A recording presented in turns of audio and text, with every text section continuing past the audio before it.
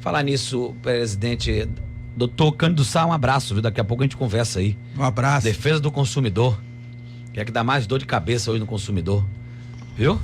Ok, Zé Eduardo, estamos aqui. Deputado, vereador Paulo Câmara, tive com o secretário de saúde do município aqui, disse que o problema gravíssimo deixado pelo João Henrique justamente na área de saúde nos postos.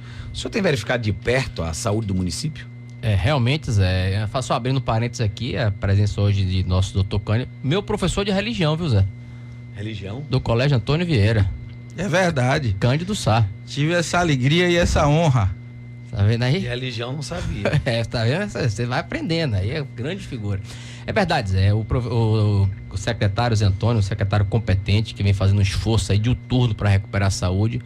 Posso dizer a vocês, quem conversa com ele, mais de 85% das instalações físicas dos postos de saúde estavam praticamente deploráveis. Paredes mofadas, teto caindo, condições insalubres de trabalho, os postos completamente danificados, a rede de saúde totalmente, como você costuma dizer, avacalhada. Realmente a saúde de Salvador passa um momento difícil, não está sendo fácil para o secretário reestruturar isso, uma dívida de mais de 80 milhões de reais com as clínicas, mas com a determinação do secretário, com a orientação do prefeito Assemineto, ele vem tentando recuperar essa parte. Primeiro semestre já conseguiu vencer grandes obstáculos e o planejamento agora do segundo semestre, segundo ano, tenho certeza que a gente vai ter novos postos de saúde funcionando, com médicos nos postos de saúde, que o posto de saúde era o seguinte, ou não funcionava por questão física, precário, ou não tinha médico, ou às vezes não tinha medicamento, então a equação não fechava.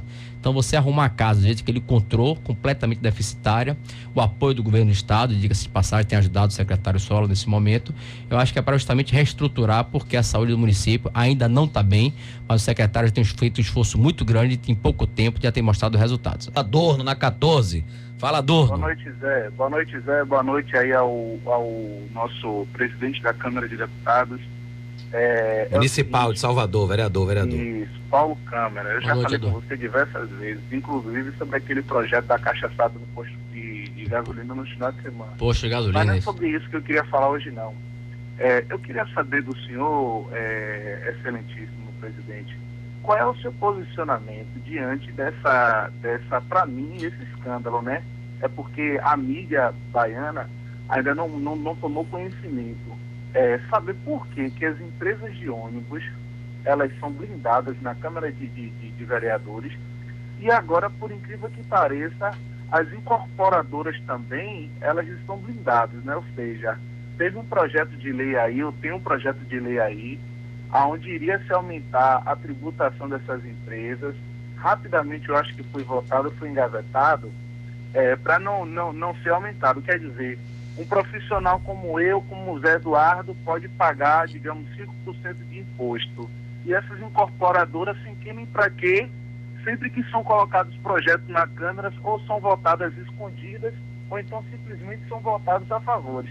Eu gostaria de saber quem são os vereadores que votou ou solicitou o arquivamento desse projeto, que é para poder daqui a 4 anos também pensar em votar nele. Já arriscaram da minha lista. Obrigado e boa noite. Obrigado, Adorno, você sempre com críticas construtivas. Inteligente, viu? Você se lembra que aquele projeto do posto de gasolina proibida a venda de bebida alcoólica a partir das 22 horas nasceu daqui, da sugestão, das críticas dos ouvintes. Com relação às empresas de ônibus, eu acho que a Câmara, eu pelo menos quanto vereador, tenho feito meu papel, cobrando, fiscalizando, atuando. Eu acho que você, como uma pessoa que é atuante, tem cobrado, é fiscalizar cada um do seu vereador, Adorno. Eu acho que não adianta você votar, eleger, colocar um vereador, um deputado, quem quer que seja, não acompanhar o seu trabalho, o seu mandato. Eu acho que agora a gente está fazendo nosso trabalho, são mais de 70 projetos de mobilidade urbana lá que estão sendo trabalhados, estão sendo estudados. Agora o vereador tem um limite. O vereador não pode fazer nenhum projeto que gere despesa ou receita para o município. Então não adianta você estar dizendo que vai dar passe livre para A, para B, para C, que você vai reduzir tarifa, porque a gente não tem competência legislativa para isso. E com relação ao ISS, ele fala de maneira muito clara. Primeiro, é inconstitucional o projeto. Está aqui até o doutor Cândido Sá, que não sei se ele tem conhecimento da reforma tributária, de matéria tributária, mas é um advogado renomado.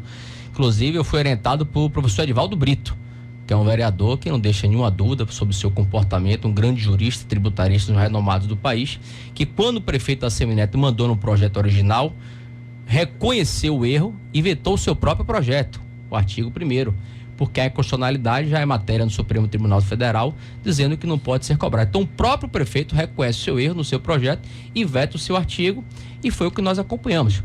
né, pela manutenção do veto, para que não haja outra judicialização, para que não atravanque a cidade. Então ele responde de maneira muito clara, não é que você queira cobrar ou penalizar A, B ou C, é porque é uma matéria inconstitucional e sem constitucional não pode ser votada. Os empresários de ônibus, eles eram blindados na gestão João Henrique?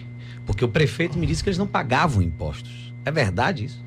Bom, se eram blindados pelo prefeito João Henrique, ele tem que responder, porque existem os impostos, o prefeito Assemineto cobra os impostos, por que eles não as pagavam, empresas, né, João Henrique? Aí você tem que perguntar ao prefeito João Henrique por que ele não pagava, porque na gestão em que eu trabalhei do ex-prefeito em Baçaí, sempre foi pago os impostos, os pagos eram pagos.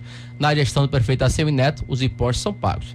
Na gestão do ex-prefeito João Henrique, tem que perguntar ao ex-secretário, ao ex-prefeito. Mas a Câmara Municipal tomou conhecimento disso? Eu nunca soube disso. Nunca soube. E o prefeito nunca lhe falou isso? A mim não. Mas Primeiro falou pra mim na Rádio Sociedade de manhã. Eu era oposição a ele, não tinha muito contato com ele, né? Não ia lhe falar, né? A mim, pelo menos, não. Você tem medo que ele volte à vida política, João Henrique? Eu acho que medo não. Acho que a democracia que disse ele irá votar, não. Acho que toda pessoa é livre. Ele teve Mas ele foi um mal para a cidade? Na minha avaliação, foi um péssimo gestor.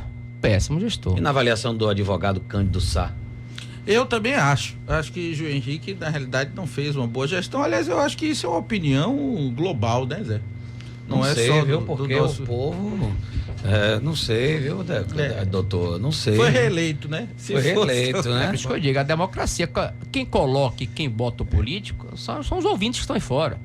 Eles que vão dizer se a pessoa valeu, se não valeu, mas se você for ver pesquisa qualitativa e quantitativa, ele saiu com 90% de rejeição. Mas enfim, vamos ver a próxima vez. Primeiro, se ele vai poder concorrer, porque ele teve 3 contas rejeitadas, 4 contas rejeitadas.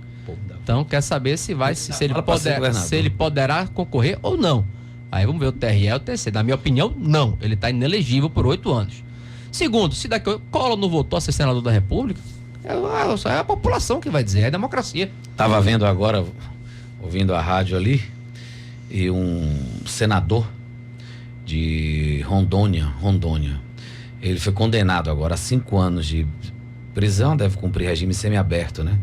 Não está decidido se ele vai perder o cargo de senador. Mas se perder o cargo de senador, imagine quem é o suplente. O filho? O pai dele. O pai. Quer dizer, isso é uma vergonha. Precisa, a reforma política precisa existir. Aproveitando aqui, vereador Paulo Câmara, o veto de 5% do ISS para as construtoras, incorporadoras, essa polêmica que deu aí, que eu soube que teve vereador em churrascaria comemorando o veto de 5%, né? Que eles conseguiram esse feito. Qual é a sua posição em relação ao veto de 5% para as construtoras e incorporadoras? Eu acho que não tem que comemorar nada. Eu acho que foi inclusive minha declaração no jornal hoje. Se houve um erro, acho que o prefeito mostrou maturidade a partir do momento que ele reconhece e veta o seu próprio artigo, né? E desde o primeiro momento eu dizia que eu votaria para a derrubada do veto naquela época e quando o prefeito votou, a sua manutenção. Se houve o vereador comemorando, eu acho que compete. O senhor é a favor da manutenção do veto? Da manutenção do veto, porque é constitucional. Então o senhor perdeu? Eu votei a favor. Sim, mas... Na primeira votação eu perdi. Porque o prefeito mandou o projeto, o professor Edivaldo Brito apresentou emenda retirando esse veto e naquela época 30 vereadores votaram pela derrubada da emenda do professor Edivaldo Brito. Então prevaleceu o texto original do prefeito, que era a cobrança do ISS. O prefeito reconheceu e vetou o seu próprio texto e volta para a Câmara Municipal de Salvador. Né? Eu acho que é um reconhecimento da autoridade da Câmara também que errou. Mas eu desde aquela época já dizia que era inconstitucional. Agora, se teve vereador almoçando no churrascaria, o jornalista que vai procurar saber lá do Correio. Quero colocar o doutor Cândido Sá, que agora está nessa linha imobiliária, né, doutor? Qual a sua posição em relação a isso aí, doutor? Boa noite. Não, boa noite. Zé Dado, primeiro deixa eu dar um grande abraço aqui do nosso querido Paulo Câmara, né, que vem desenvolvendo aí um trabalho fantástico. Para mim é de coração Paulinho, porque como ele disse aqui, eu aos 20 e poucos anos de idade cresceu bem aí, está crescendo ele. Professor tamanho, dele, né? de religião, né, Paulo? Professor bacana e uma convivência sempre muito bacana, muito salutar e parabenizar pelo trabalho que vem sendo feito. Foram suas orientações, professor. Estamos acompanhando, estamos aí sempre seguindo. Eu também concordo com relação à inconstitucionalidade da lei, apesar de não ser tributarista, né? Mas pelo que venho acompanhando, pelo que venho lendo, realmente não é uma matéria para ser tratada pela municipalidade. Então, independentemente de você discutir, como foi o caso do nosso querido ouvinte aí, discutir se é justo ou injusto, se o setor deve pagar ou não é uma matéria para ser discutida pela municipalidade. Portanto, existe a inconstitucionalidade e a Câmara derrubou. Tá bom. Passou essa aí. Jailson no celular. Boa noite, Jailson.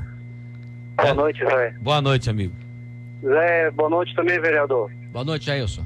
Vereador, não tenho muita recordação, mas eu sou estudante de Direito e eu não lembro se foi o senhor que esteve conosco lá em uma palestra na Estácio Fribe, na calçada. Não foi ano não, gente. passado. Não foi o senhor não, né? Não. Ok. Zé, eu tenho uma pergunta para deixar no ar, para quem está escutando a rádio. Inclusive também, Zé, eu quero dizer também para as pessoas que estão escutando a rádio o seguinte, que muitos que escutam a rádio ficam achando que o que é comentado na rádio não surte efeito democrático, mas o seu portal de reivindicação, de chamada, com certeza surte muito efeito. Inclusive, eu estou ouvindo a conversa do senhor e do vereador, que a lei de proibição de bebidas alcoólicas no posto, né, saiu de acordo com a conversa aí na rádio.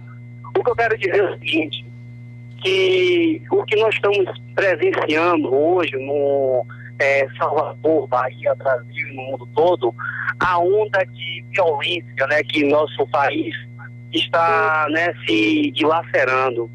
E acordamos todos os dias com manchete de pessoas que morrem violentadas ou de arma de fogo ou por espancamento em si. Por isso, eu quis dizer em relação à situação da conduta do nosso ministro. Então, assim, Zé, o Estado, na verdade, ele é o que dá segurança para nós, cidadãos. Saúde e outras coisas mais. Agora, o que eu queria saber aí do vereador, que o Estado, ele tem um papel dele de segurança.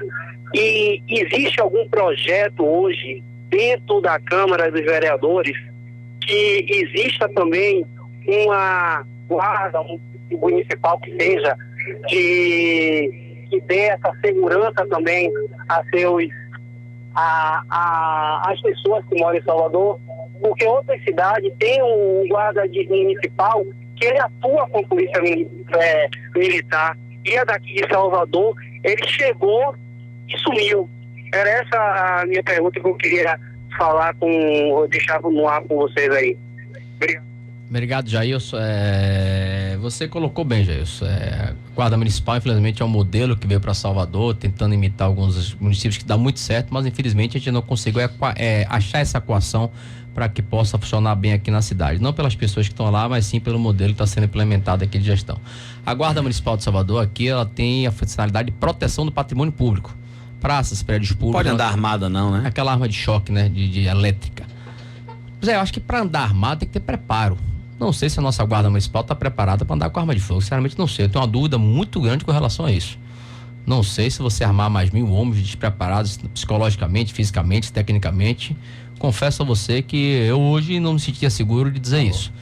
Mas precisa efetivamente botar a Guarda Municipal para funcionar. Não é uma queixa sua, João, isso é uma queixa geral que eu escuto da população, das pessoas que andam, né? Porque deveriam estar nas praças, deveriam estar nos prédios públicos, deveriam ter visibilidade, mas efetivamente, quando a gente vai para os locais de grande circulação da cidade de Salvador, que tem o interesse do setor público, a gente não vê a Guarda Municipal. Não sei se porque há uma deficiência de quadro, não sei se estão mal posicionados, mal relocados, se estão no setor administrativo, enfim, mas é uma queixa geral, a gente tem que compreender, respeitar e resolver o problema.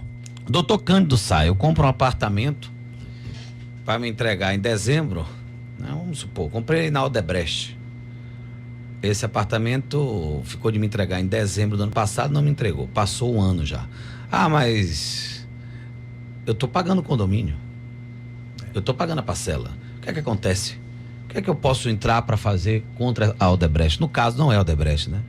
Não, claro, Zé. O que acontece aí é o seguinte, você tem na realidade um contrato que é um ato bilateral, onde você tem obrigações de parte a parte. Consequentemente, o prazo de entrega do imóvel tem que ser cumprido. Se aquele prazo não é cumprido, gera para você que comprou aquele imóvel o direito de receber uma indenização pelo prazo não cumprido, e o que é mais, se for no caso de financiamento diretamente à construtora, os juros só poderão ser cobrados a partir do momento que o imóvel for entregue. E isso é uma ilegalidade que muitas vezes ocorre aqui em Salvador.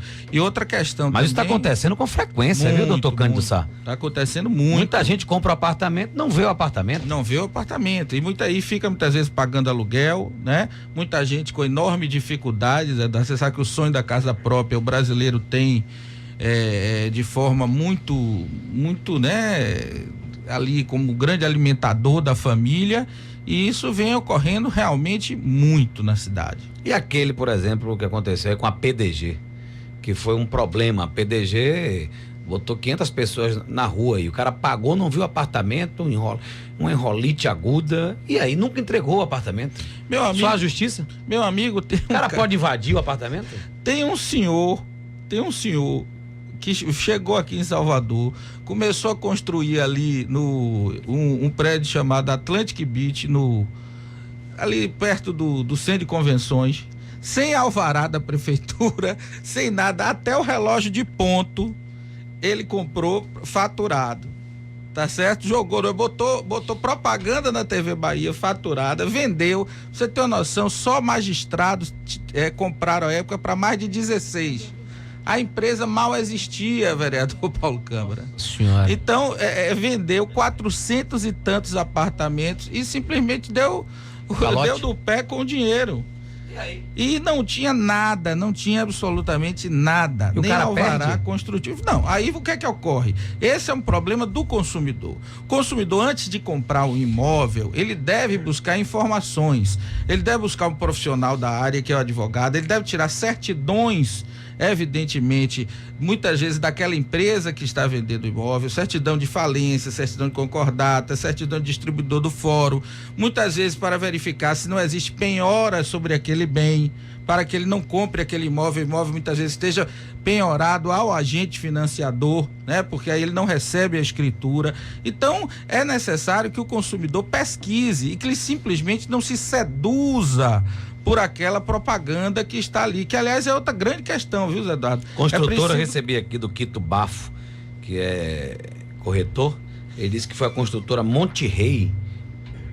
Monte Rei. Não, eu doutor Cândido Sá, que foi em 2002 isso.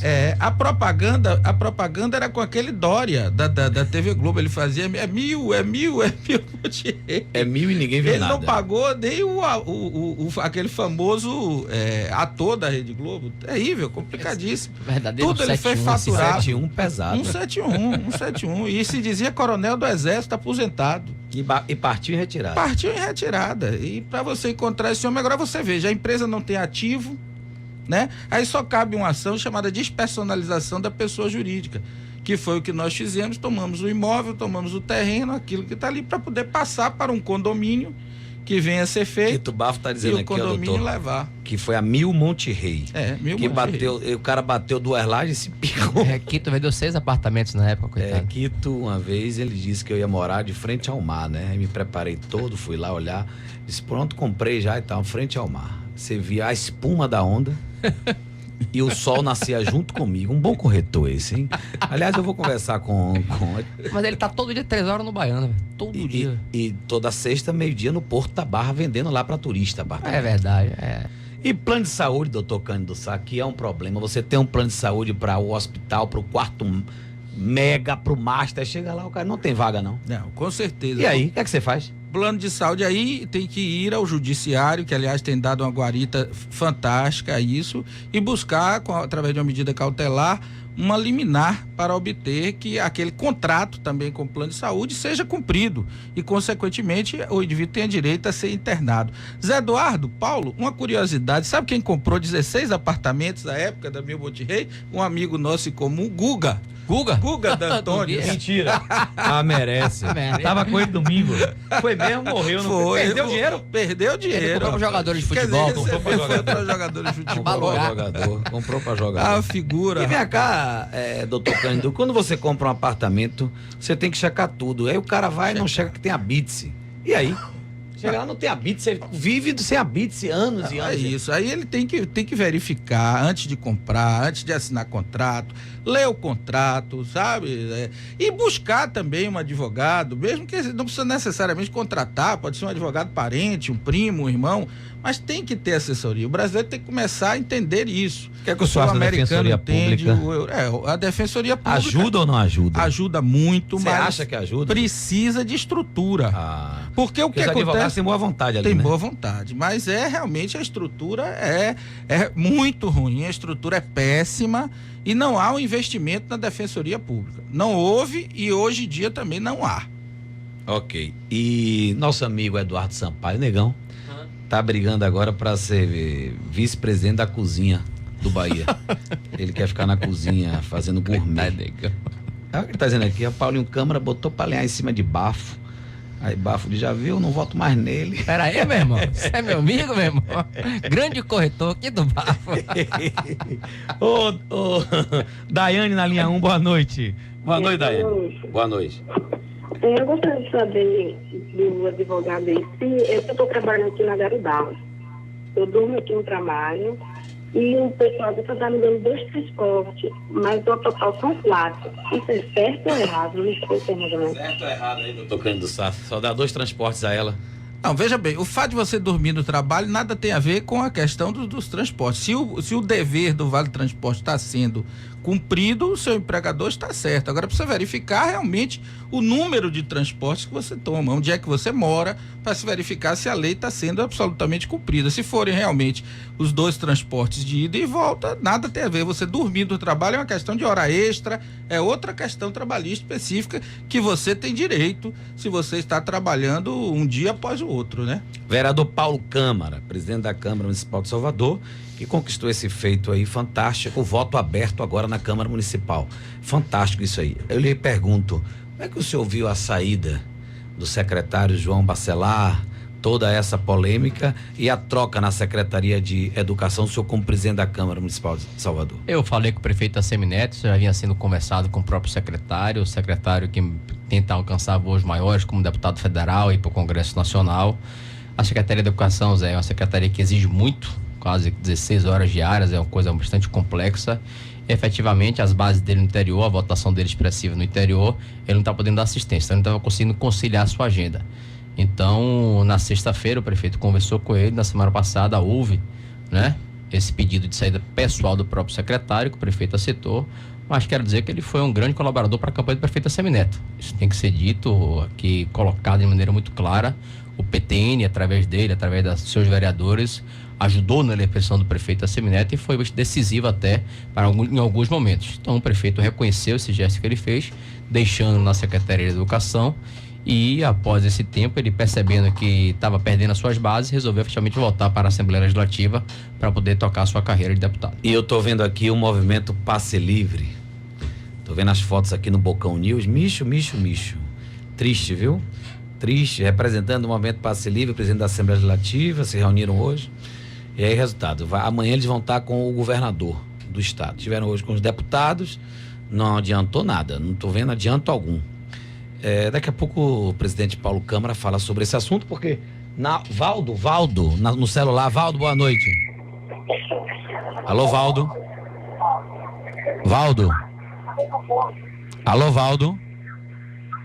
Vamos pro comercial e eu volto com o cabelinho. Vamos pro comercial. FM da estourada. Itapuã FM da estourada. José Eduardo. Bom, e tem uma pergunta para doutor Cândido Sá, uma pergunta fantástica. Peraí que eu vou com o senhor aí. Marco na linha 1, Marco? Olá, boa noite. Boa noite. Avisa aos dois aí que fui vieirense. Estamos ganhando aí na bancada, viu? Turma vieirense. É um comentário aí pro vereador. Eu achei as declarações dele sinceras, tá? Sobretudo quando perguntado sobre o projeto de lei para votação aberta e o desempenho do ex-prefeito. Achei também a resposta dele inteligente sobre o ex-secretário e sua saída. Mas de forma objetiva, ele indicar que o motivo da saída foi perda ou possível perda de apoio da base eleitoral é muito fácil. O povo quer saber uma coisa diretamente, vereador, e você claro e direto. O senhor acredita ou não que existe ligação entre o ex-secretário e a ONG envolvida? Esqueça participando da base ou não, ter sido PTN, aliado ou não do prefeito. Pergunta clara e direta. O senhor acredita, independente de investigação, o senhor acredita em alguma relação entre isso? De maneira muito objetiva, eu acho que se há uma ligação, se há alguma investigação e se houver alguma comprovação, a Justiça vai dizer, o Ministério Público vai dizer. Nunca, só tive na Secretaria de Educação uma vez, nunca tive nenhum contato com Pierre Bourdieu, nunca solicitei nada sobre Pierre Bourdieu, então eu não posso opinar aquilo que eu não sei. Então, de maneira muito direta, muito franca e objetiva, se existiu alguma ligação do secretário com o Pierre Bourdieu, as investigações irão dizer. Mas eu estou lhe passando o que o prefeito me disse, que assim que eu tomei conhecimento, liguei para o prefeito e perguntei o motivo da saída. Então foi essa a saída. Eu não participo do executivo, eu participo do legislativo. Eu tenho que responder o que me compete, porque da minha competência é a Câmara Municipal de Salvador. A única coisa que se tornou público, 5 pessoas foram presas, estão presas na cadeia, no Chilindró, por armações ilimitadas dentro da ONG Pierre Bourdieu. Tem um desvio de quase 80 milhões lá dentro. E o secretário João Bacelar foi indiciado. Isso aí... Essa informação eu estou sabendo agora, foi indiciado. Promotora Rita Torinho me disse. Agora, doutor Cândido Sá, tem várias construtoras que, para vender, facilitar a venda, né? Vendo apartamento com piso e com armários. Chega lá, o cara vai comprar, mas o armário não é de qualidade, é aquele armário bufado. Esse armário que a brocha compra lá, tudo bufado, caindo. Mas, amigão, ele não especificou que era armário de qualidade, doutor Cândido Sá. Ele especificou que vendo apartamento com piso e com armários. E aí? Essa sua pergunta é maravilhosa, Zé. Porque tem uma outra questão vinculada aí, que é o seguinte: o consumidor precisa saber que a publicidade agrega-se ao contrato. Ou seja, o que é contrato? É aquilo que ele assina e tudo aquilo que a construtora agrega aquilo ali. O programa, a publicidade na televisão, a publicidade na rádio, a publicidade em outdoor, folders, tudo. Então, o que é que acontece? Voltamos àquela questão anterior. Ele tem que ter cuidado ao verificar. Então, ele tem que pedir uma especificação mínima. De fato, se a construtora não especifica e se ela entrega com armário e com piso, ela não diz se o piso é tipo A, tipo B ou tipo C, não é? Agora, evidentemente que há o princípio da razoabilidade. O armário e o piso também tem que ser compatível com o imóvel vendido, né? Você não vai vender um imóvel aí, por exemplo, né, nessa mansão agora aí que vai ser vendida na Vitória, por exemplo, e entregar um piso tipo C ou D, que é complicado. Doutor Cândido Sá, nosso convidado de hoje, grande advogado, e também o presidente da Câmara Municipal de Salvador, Paulo Câmara. Mas vamos aonde está Cabelinho. Onde é que você está, Cabelinho? Repórter Bocão, direto das ruas. Ok, Zé, muito boa noite a você, boa noite a todos que nos ouvem. Moto do Bocão, mais uma vez, falando em um ponto da cidade. Estou agora na região aqui do Lobato, bem pertinho de Plataforma. E o trânsito aqui de momento, Zé, fluindo bem nos dois sentidos. Agora, atenção, na região do Largo do Tanque, trânsito bastante complicado por conta de grande quantidade de buracos naquela região ali. E também, abaixo do Fiscal, na região ali do Hotel Oasis, trânsito complicado, porque abaixo do Fiscal continua fechado, então o desvio está sendo pela Rua Regis Pacheco, bastante complicado. É isso mesmo. Sérgio, me permita rapidamente, estou aqui com o nosso amigo taxista, seu Valdemar, e quero fazer uma pergunta ao advogado, doutor Cândido. Doutor Cândido, boa noite. Valdemar, seu Valdemar, taxista, está aqui com a gente. Seu Valdemar, boa noite, pode fazer a pergunta ao doutor Cândido. Boa noite, doutor. Boa noite, Valdemar. Valdemar. Eu gostaria de fazer a pergunta ao senhor. Por que os postos de gasolina botam umas promoções relâmpago, como essa semana mesmo, estava vendendo um combustível de R$ 2,55, até um R$ 2,60, outro R$ 2,55, mas hoje todos estão a R$ 2,99. Alguns é R$ 2,89. Isso justifica, assim, um engano na população, doutor? Muito bem, o nosso amigo Valdemar está aqui atento, ouvindo a resposta no seu táxi. Valeu, Zé. Eu volto a qualquer momento com a moto do Bocão. Valeu, Zé. Valdemar, você tem que diferenciar aí duas questões na sua pergunta. Primeiro é o seguinte: a promoção é um direito legítimo do fornecedor, então ele pode fazer a promoção relâmpago, a promoção por 1 hora, 2 horas, não tem problema nenhum, desde que, obviamente, ele cumpra aquela promoção, né? Não pode fazer a promoção ali dizendo que vai vender a 2,55 e vender a 2,90. Acredito que, pelo que você colocou aí, não foi o que aconteceu. Agora, que é necessário verificar, aí os organismos de defesa do consumidor estão aí para isso, que é o que você está colocando, é se todos estão, e também aqui o vereador Paulo Câmara pode, evidentemente, como presidente do Legislativo Municipal, não é? Se colocar em relação a isso, se todos estão praticando o mesmo preço, que aí é outra questão, que é a formação de cartel. É isso que o consumidor tem que verificar e, se tiver ocorrendo, denunciar. Mas, pelo que consta, a sua pergunta aí não é o caso. Pai Zezinho tá dizendo aqui porque morreu um cara hoje em cima da árvore. Tá um problema ali no Shopping Barra, você soube, né? Foi? Tem um guindaste lá, a gente tem as fotos aqui no Bocão News de um guindaste tentando tirar o corpo. Morreu por quê? Agora Zezinho tá dizendo aqui que foi Samuca do paletó, Samuca. Samuca? Zezinho tá dizendo aqui, né? Mas como ele... Que é isso? Você sabe quem é Samuca? Fica rodando aqui. Então vamos ver, vamos checar essa notícia aí. Raimundo no celular, boa noite. Boa noite, meu irmão, mais uma vez pelo espaço, parabéns pelo jovem político Paulo Câmara. Afaste um pouquinho a boca aí do microfone, do telefone, 1 palmo, fale. Eu sou taxista e vou pedir ao vereador para nos olhar o taxista, porque tem alguns projetos aí que possam atrapalhar o taxista. Como se o taxista for falecer, perder o alvará, a família fica desamparada. Esse projeto já vai passar pela Câmara, não sei. E que o vereador Terceiro Alcácer Neto, que o ACM, a avó dele, era muito, favorecia muito os taxistas, Baiano da Calagé, barraqueiro, esse pessoal, e que ele também nos olhe como o avô dele levava a gente. E caso nessa situação, e caso o taxista venha a falecer, a família não ficar desamparada. Obrigado e parabéns aí pelo jovem político. Raimundo, eu desconheço esse projeto, que o alvará você compra, você é proprietário. Perder, não sei se está vendo. Tem nenhum projeto tramitando na Câmara? Eu desconheço. Posso procurar saber, não posso, são mais de 240 projetos na ordem do dia, não posso dizer de memória, mas se você compra, se você é detentor desse projeto, da posse da placa do carro, é sua propriedade.